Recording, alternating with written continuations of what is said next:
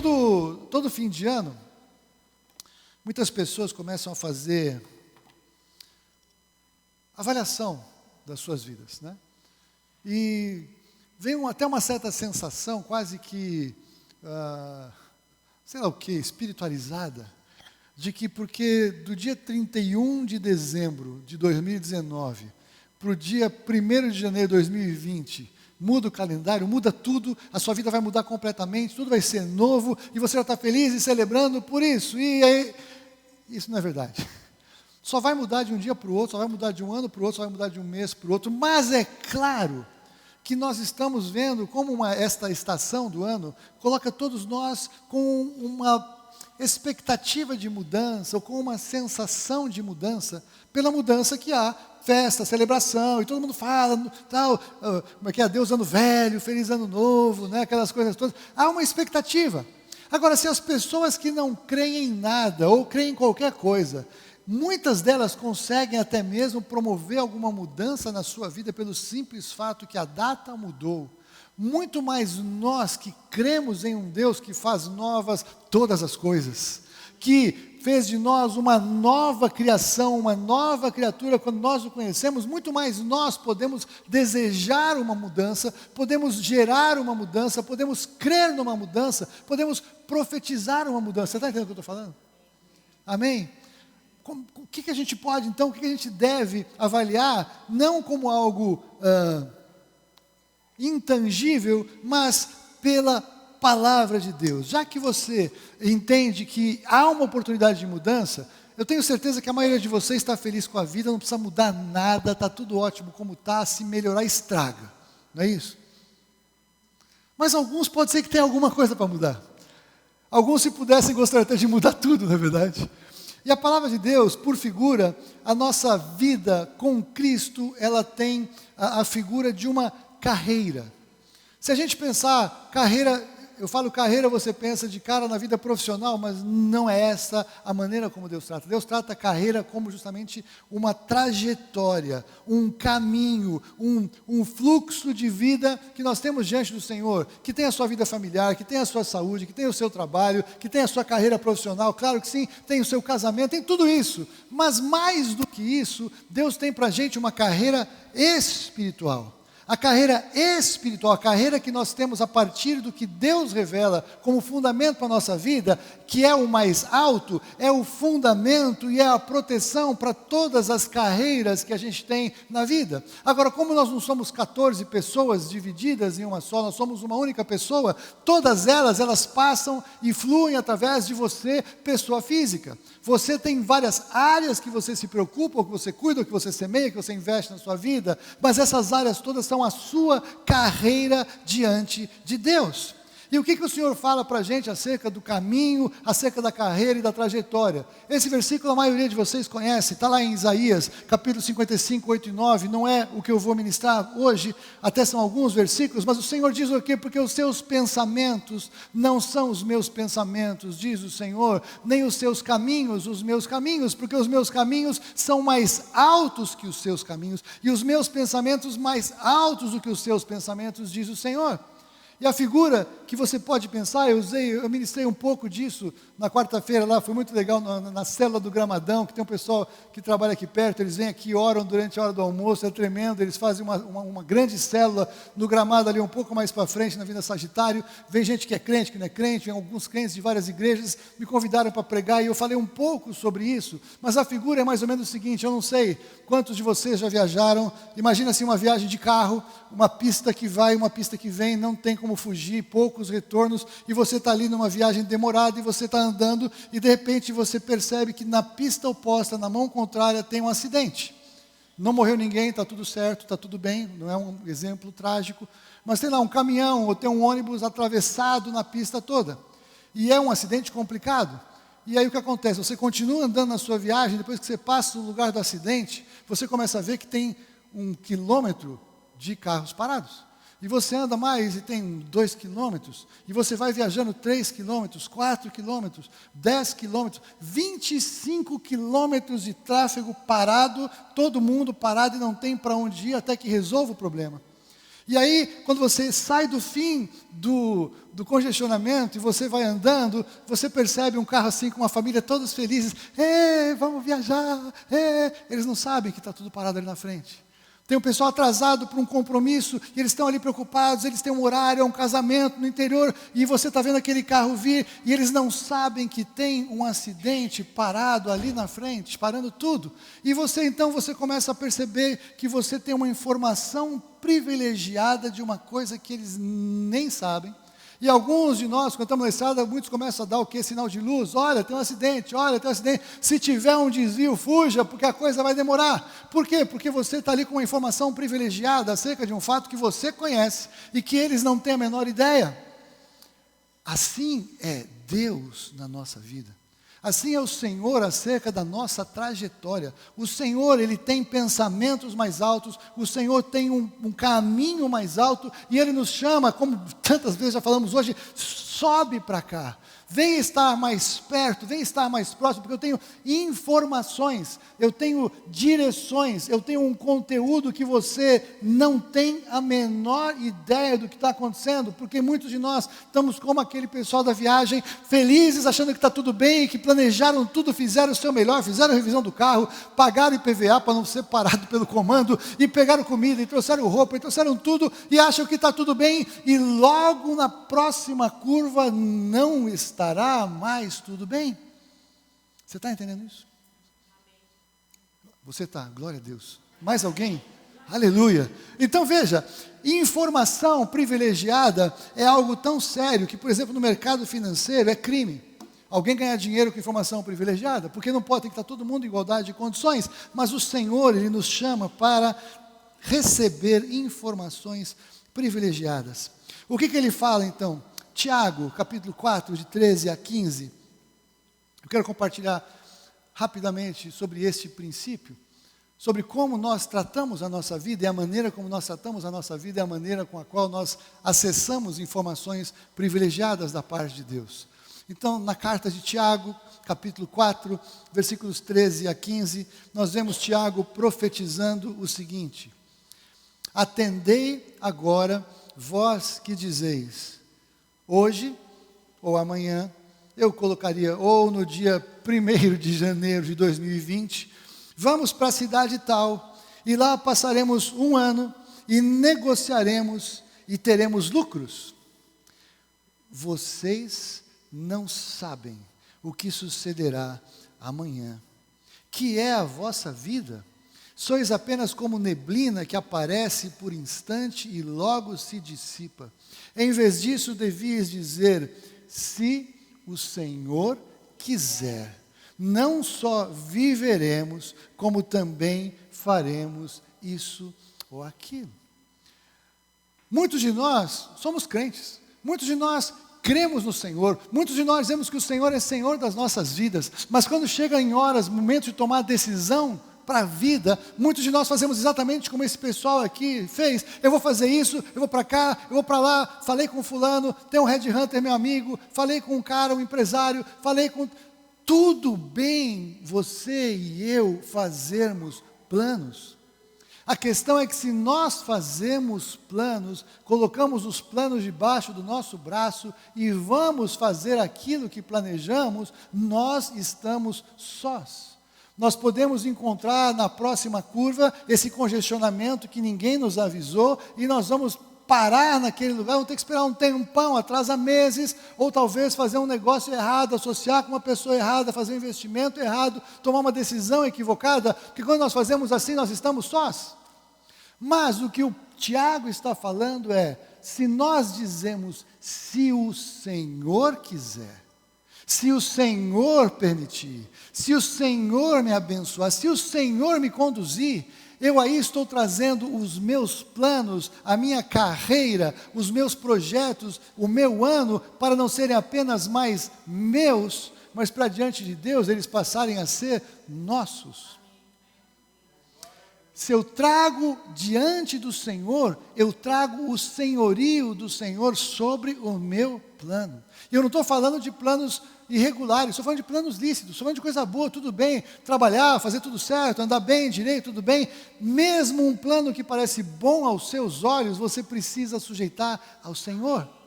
E veja que aqui era uma turma, era um grupo de pessoas que estavam dizendo, vamos para cá, vamos para lá. A turma é fundamental para a gente tomar consciência do que nós estamos fazendo. A palavra de Deus diz que na multidão de conselhos há sabedoria. A palavra de Deus diz que é melhor serem dois, né? Porque tem melhor paga do seu trabalho. É claro que nós muitas vezes aplicamos esse texto para casamento, mas esse texto também está aplicado para irmãos. Quando nós estamos dentro da igreja, quando nós temos pessoas sérias que a gente conhece, que a gente acompanha a vida e a gente vê os resultados, é bênção andar com pessoas e orar junto com pessoas para sujeitar os planos ao Senhor. Eu creio que muitos de nós, quando nos desgarramos e ficamos mais solitários, nós vamos nos tornando cada vez mais presa de Satanás. É importante andar em grupo, porque andando em grupo nós estamos andando em corpo. Quando nós andamos em corpo, Jesus é o cabeça. Por isso que Ele criou a igreja. Na igreja você tem os seus dons. Todos os dons espirituais, cada um de nós temos os nossos dons. Sabe para que o seu dom funciona na sua vida? Nada. Porque todos os seus dons que Deus te deu, e você tem no mínimo um dom, e tem mais dons, damos muito terça-feira com o pastor Renato isso, o seu dom serve para você servir o outro, serve para você abençoar o outro, serve para você dar na vida do outro o que ele não tem. Os nossos dons são canal de bênção da parte de Deus, porque Deus é que nos dá dons e talentos, mas nossos dons e talentos são para nós abençoarmos, nós fazemos parte da vida do outro, do próximo. Então, a combinação de dons que nós encontramos na igreja são os ingredientes que Deus preparou para que na igreja local nós tenhamos todos os recursos espirituais que nós precisamos. Mas se você não conversa com o seu irmão que está sentado do seu lado no banco, se você não ora por ele, como foi ministrado, feito hoje, foi tudo muito profético, encaixando tudo, se você não interage, você nem sabe o que ele faz da vida, você nem sabe que ele é um profeta, ou que ele é um exortador, ou que ele vai te dar um conselho pela palavra, que ele é um mestre, ou você não sabe que ele é um cara de misericórdia que vai chorar com você, ou que ele é um cara que tem uma palavra de exortação e vai falar da parte de Deus, o que você precisa se acertar. Os dons, eles fluem no corpo e para a bênção do corpo, para que nós sejamos edificados como um corpo perfeito na rocha debaixo de Cristo, que é o cabeça, e isso nos abençoa a todos. Não é só quem prega que abençoa. Eu, quando prego, eu estou cumprindo o meu dom espiritual, e o que eu prego é uma bênção na vida de vocês, porque não é para mim, mas eu também sou abençoado enquanto eu prego. Enquanto você exorta alguém, você é abençoado enquanto exorta. Enquanto você profetiza, você é abençoado enquanto profetiza. Você que serve, você que abençoa financeiramente, você é abençoado enquanto faz, porque Deus já deixou claro que é melhor dar do que receber. Quando nós damos o que Deus nos dá, nós somos abençoados. E quem recebe de nós o que nós estamos dando, é mais abençoado ainda. Então, quando nós andamos juntos, se você tem um projeto, um plano na sua vida, não sai falando para todo mundo. Guarda o coração. Acima de tudo que deve guardar, guarda o teu coração, porque dele procedem as fontes da vida. Cuidado com o testemunho da bênção que não aconteceu ainda. O testemunho a gente dá da bênção que já aconteceu. Você não sabe se a pessoa quer o teu bem, ou se a pessoa quer roubar a tua ideia, ou se a pessoa vai ficar tão nervosa que você está com um projeto bom que vai amaldiçoar, vai invejar. Olha que louco, os 10 mandamentos: não matar, não adulterar, não roubar, não mentir, não cobiçar. Parece desproporcional, não é? Quando eu mato não, está amarrado no nome de Jesus. Quando alguém mata alguém, morreu, tem um dano claro. Quando roubou, tem um dano claro. Quando adulterou, tem um dano claro. Acontece alguma coisa na vida das pessoas. Quando falou uma mentira para a pessoa, tem um dano claro. Quando inveja alguma coisa, não aconteceu nada. Será que não aconteceu nada? Será que Deus errou? Ou será que Ele está colocando que a inveja move realmente algumas forças espirituais mais do que a gente pensa? É interessante de se pensar. Então não desperte inveja em alguém, em alguma coisa que você está sonhando. Alguém que você não conhece, alguém que não crê. Mas você encontrar alguém que crê, alguém que tem a mesma dimensão de fé que você tem, alguém que é um irmão que você está acompanhando a vida e você está junto aqui, é uma boa pessoa para você andar junto e orar. É uma boa pessoa para você compartilhar num projeto e propósito de oração. Há poder na concordância. Há poder na concordância. Quando nós concordamos acerca de alguma coisa, tem muito mais interesse da parte do Senhor de atender, é o que Ele nos diz. E inclusive quando nós 2 ou 3 estamos reunidos em nome dEle, ali Ele está. Então, um grupo de gente, vamos fazer isso, fazer aquilo, indo para o buraco. Mas um grupo de crentes falando, vamos fazer algo tremendo para esse ano, vamos orar uns pelos outros, vamos sonhar a carreira, vamos pedir que Deus abençoe nossos projetos, vamos sujeitar os nossos projetos ao Senhor, aí há uma grande bênção acontecendo. Quando a gente anda sozinho, a gente é pouco, quando a gente anda em 2, nós somos maioria, porque o Senhor está no nosso meio. Em Provérbios 16, 1-3, Salomão diz a mesma coisa. Ele diz, o coração do homem pode fazer planos, mas a resposta certa dos lábios vem do Senhor. Todos os caminhos do homem são puros aos seus olhos, mas o Senhor pesa o espírito. Confia ao Senhor as tuas obras e os teus desígnios serão estabelecidos. Não os desígnios do Senhor, mas os teus, quando você sujeita a Ele. O livro de Tiago, a carta de Tiago, é um texto muito paralelo ao livro de Provérbios. Você encontra muita sabedoria de Provérbios atualizada na carta de Tiago. E aqui você veja que eles estão andando na mesma direção, sujeita ao Senhor os seus propósitos. Se tem alguém na sua casa para orar, marido, esposa é o ideal. Concordância entre marido e mulher, entre projetos é poderoso, porque se uma casa dividida não prospera, uma casa em unidade vai muito além. Um persegue 1000, 2 perseguem 10.000. Há um poder. Há um poder dos pais que oram com os filhos, que abençoam os filhos e que abençoam os projetos dos filhos e que sujeitam os projetos que eles têm para os filhos ao Senhor. Tem muito pai e mãe que quer que o filho faça o que o pai e a mãe acham que querem fazer e nem sempre o que o pai e a mãe querem que os filhos façam é o melhor para os filhos. Os pais devem sujeitar os projetos que têm para os filhos ao Senhor e o Senhor vai honrar. Eu conheço um cara, um tremendo homem de Deus, e o pai crente, queria que ele fosse arquiteto. E ele tinha um chamado missionário, o pai falou, de jeito nenhum você vai fazer arquitetura. Mas eu quero servir o Senhor com missões. Não, você vai ser arquiteto. Tá bom, pai. Aí ele foi, estudou arquitetura, servindo a Deus, estudando arquitetura, orando, servindo a Deus. Acabou o curso, foi para a formatura. Formatura, festa. Os pais, todo mundo alegre, feliz. Foi lá na frente, vem aqui, fulano de tal, pegou o diploma. Pegou o diploma. Aí ele pegou o diploma, foi assim, chegou no pai dele e falou, pronto pai, está aqui o teu diploma, agora você é missionário e você servir a Deus. Ele honrou o pai, obedeceu o pai, mas ele fez a vontade de Deus. É um missionário muito conhecido, um músico muito conhecido, ministra famílias, com a esposa e tudo mais. Honrar pai e mãe é bênção, mas é melhor que pais e filhos, pais antes de passarem a visão que tem para os filhos. E veja, filhos, o seu pai e a sua mãe, ainda que fossem presidiários, criminosos, as piores pessoas possível de a gente imaginar nesse mundo, o que eu vou ouvir dele? Deus fala através do pai e da mãe. Deus fala. Eles vão ter que pagar os problemas que eles estão vivendo na vida. Eu coloquei um caso bem escrachado, mas há poder na palavra do pai e na palavra da mãe sobre um filho. Pais, avaliem o que vocês estão projetando para os seus filhos e tragam diante do Senhor. E deixe o Senhor fazer vocês serem canais de bênção nos projetos dos filhos.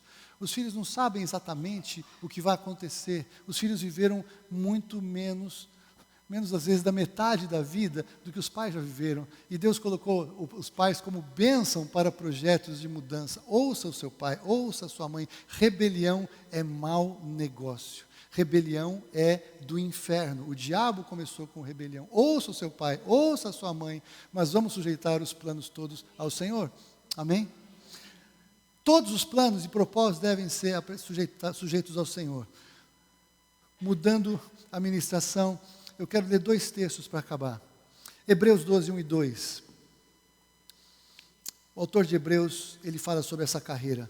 Queridos, carreira, companhia de oração, bênçãos familiares, ouvir a palavra de Deus, sujeitar os pensamentos ao Senhor. Todas essas atitudes, elas nos levam a estar mais próximo de caminhar no sucesso que a gente espera para a vida, porque a bênção do Senhor estará sobre nós, porque nós estamos sujeitando a palavra dele. Você entende isso? Sujeitar a palavra de Deus. O autor de Hebreus, ele fala o seguinte: portanto também nós, visto que temos a rodear-nos tão grande nuvem de testemunhas, desembaraçando-nos de todo o peso e do pecado que tenazmente nos assedia, corramos com perseverança a carreira que nos está proposta, olhando firmemente para o autor e consumador da fé, Jesus, o qual em troca da alegria que lhe estava proposta, suportou a cruz, não fazendo caso da vergonha, e está sentado à destra do trono de Deus. Entenda, mais do que uma carreira profissional, mais do que uma carreira familiar, se você está em Cristo, há uma carreira proposta por Ele para você. As boas obras que Ele preparou para você andar nelas. Deus tem uma meta, e a meta é que você seja cada vez mais parecido com Jesus. Se você caminha em ser cada vez mais parecido com Jesus, as suas questões familiares vão ser alinhadas, a sua questão financeira e profissional vai ser alinhada, a sua questão de saúde vai ser alinhada, todas. Por quê? Porque todos esses ingredientes são os recursos que Deus sabe que você e eu precisamos para cumprir a carreira nesta vida. Como é que eu sei? Porque Jesus viveu aqui. Jesus trabalhou aqui, Jesus frequentou grupos de oração aqui, Jesus aprendeu a Bíblia que havia naquela época aqui, Jesus vivenciou todas as coisas que acontecem na vida. Ele só não casou porque ele não quis casar, porque Jesus, eu vou chocar você, mas Jesus podia ter casado e ter tido filhos e não pecar, porque sexo com a esposa não é pecado. Alguns entenderam isso? A religiosidade coloca que Jesus não podia ter casado e ter tido filho porque sexo é pecado fora do casamento. Mas Jesus, ele veio para suscitar filhos a Abraão. Se Jesus tivesse tido filhos, seriam filhos dele, mas ele veio para permitir que nós todos que cremos nele possamos ser feitos filhos de Deus. Então ele é o primogênito entre muitos irmãos, o único unigênito de Deus, e nós somos filhos por adoção. Ele abriu mão disso. Você está entendendo isso? Mas ele tinha a casa dele, ele tinha as viagens missionárias dos seus discípulos, que ele, de uma certa forma, patrocinava. Então eu quero que você entenda que a trajetória, a carreira de Jesus, ele cumpriu 100% do propósito que o Pai tinha para ele, cumprindo tudo diante de uma meta, de um foco, e o foco ele estava abrindo o caminho. Agora o nosso foco é seguir a Cristo. A maneira como nós conduzimos a nossa vida é pela inspiração, é pelo poder, é pela libertação, é pela palavra, é por tudo que vem através de Jesus para a sua vida e para a minha vida. Então nós vamos trabalhar olhando firmemente para Jesus, autor e consumador da fé. Nós vamos cuidar da nossa família olhando para Jesus. Nós vamos analisar a política do país olhando para Jesus. Tudo que envolve a nossa vida, a nossa carreira aqui, nós sujeitamos a Cristo, a carreira mais alta que está nele, para que toda a nossa vida seja alinhada nele. Essa é a maneira que a palavra nos convida, conhecer os conselhos da palavra, aprender com a vida de Jesus.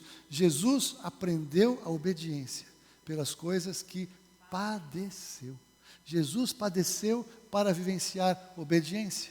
Quando as coisas não estão como a gente quer, nós devemos obedecer a Deus como Jesus fez. Quando o projeto da carreira que o Senhor tem para nós tem um momento dolorido, complicado, nós temos que perseverar como Jesus fez. Nós temos que aprender com Ele.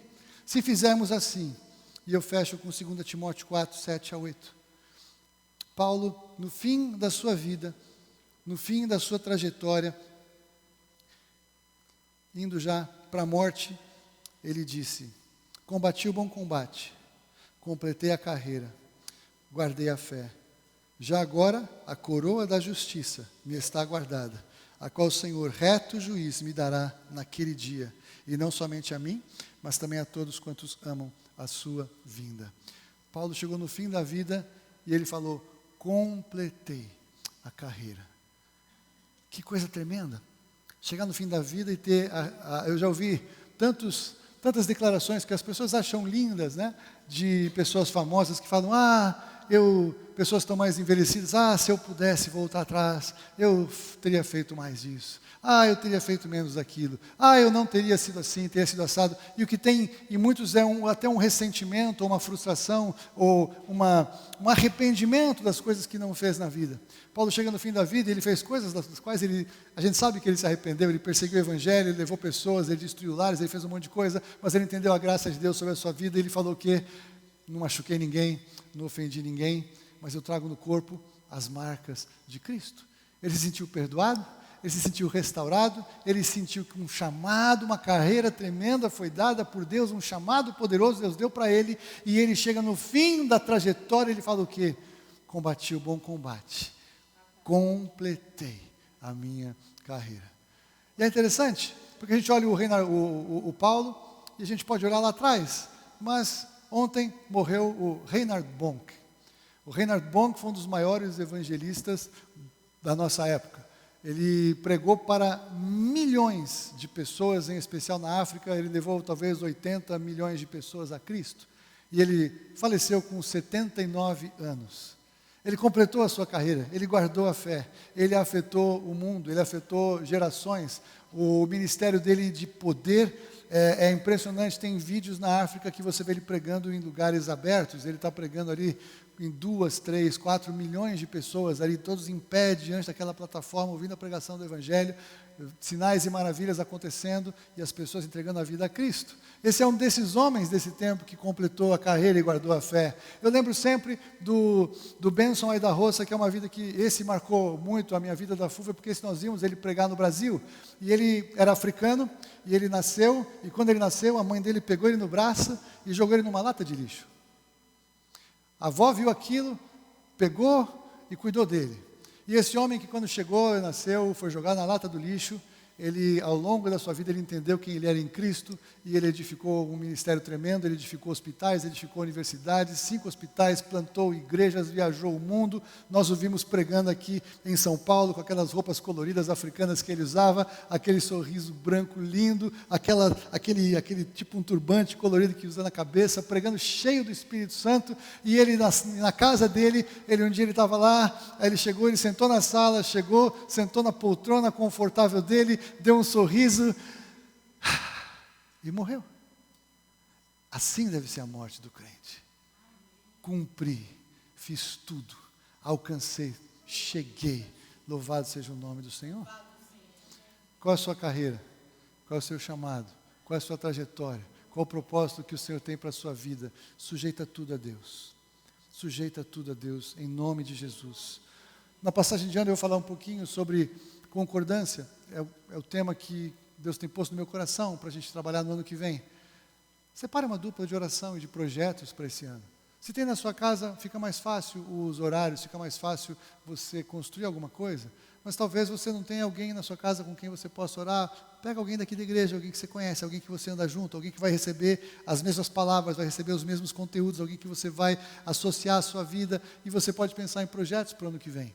Fui eu, algumas vezes, nós, ao longo de passagem de ano, por muitos anos nós acabamos passando o ano sozinhos, porque era tão difícil achar alguém com quem andar na mesma estrutura de fé, e a gente estava numa situação tão complicada, que nós passávamos a meia-noite orando, e nós escrevíamos coisas diante de Deus como projetos de oração nossos. Muitas coisas que estão acontecendo hoje foram escritas lá. E se nós estamos aqui com vocês hoje, foi uma das coisas que nós escrevemos lá naquela madrugada, naquela noite. Você nem tinha ouvido falar da gente, eu nem tinha ouvido falar de muitos de vocês, mas Deus ouviu a nossa oração. E porque Ele ouviu a nossa oração, nós estamos aqui. Você não imagina o que Deus pode fazer quando você sujeita os seus planos, os seus sonhos ao Senhor. E quando você traz em concordância com alguém, você potencializa o que Deus pode fazer. Que Deus levante duplas de oração, que Deus levante poderosos sonhos diante do Senhor nessa virada de ano, que você possa alinhar e sujeitar tudo o que está na sua vida ao Senhor, para que Ele abençoe e Ele estabeleça os seus planos, os seus propósitos, os seus desígnios, porque quando são sujeitos a Ele, Ele vai agir para a glória dEle, em nome de Jesus. Amém?